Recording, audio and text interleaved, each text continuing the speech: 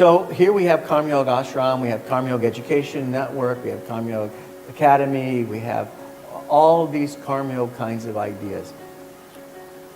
And it's still at its infancy, and yet it's very powerful to me in what it means, because it means living a business.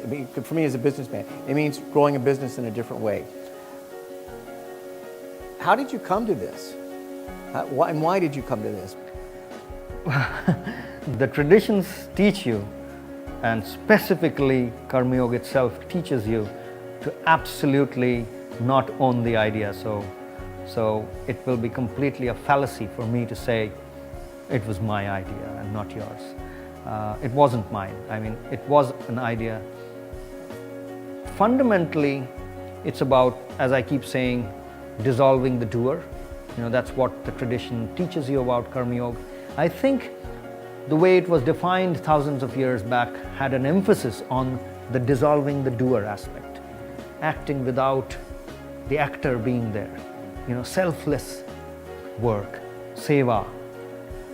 I think what modernity, what the West taught me was to bring in the other most important aspects which were always talked about, which was to still make it effective, get things done. I mean, if you've not got things done and if you've dissolved the doer, well, you know, there's nothing much to dissolve.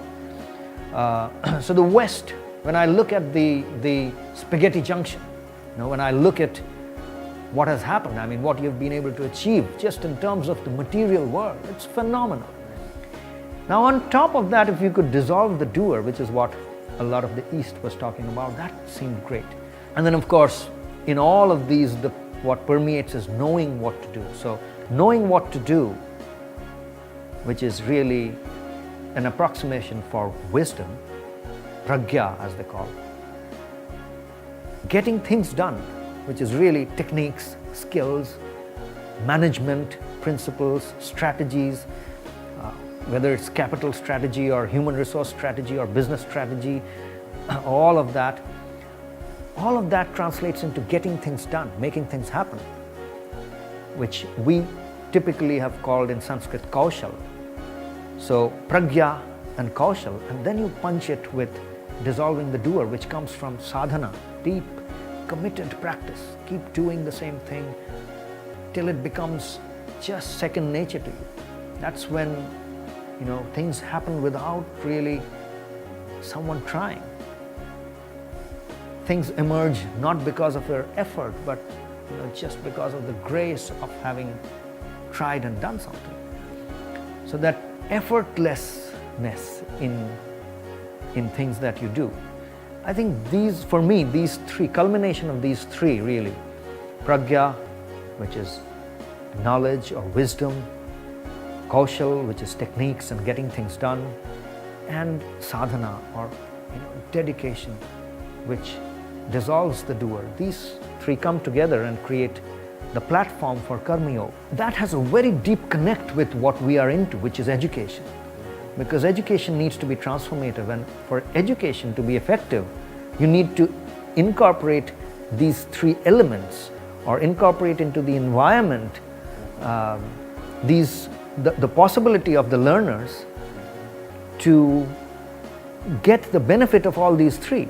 So that almost like the physical, mental, pranic, spiritual is one axis, and the whole KarmYog is the other axis. Absolutely. You know, physical, mental, pranic, spiritual, that kind of helps you to unravel the different dimensions of your own being. Right. And as you move from the gross to the subtle, which is from the physical towards the spiritual, it actually allows you the gateway, or shows you the gateway, or allows you the pathway to reach out from your individual to the, you know, more infinite, because really you access the other through your mental capacity. I mean, I can see your point of view, see your point of view through my mind, through my subtle being. So it really is a gateway into infinite. Same thinking.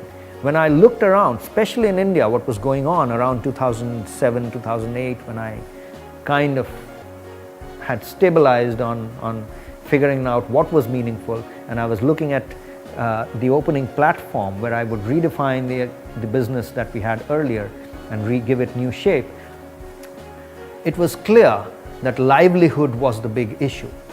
The economic boom that the emerging markets were talking about would not be possible without huge numbers of people transforming the way they earned their livelihood or the way they were educated or trained to earn their livelihood in new ways. So that was a clear opportunity, and it was not just me, but I think a lot of people saw it. 2009 is when National Skill Development Corporation was formed.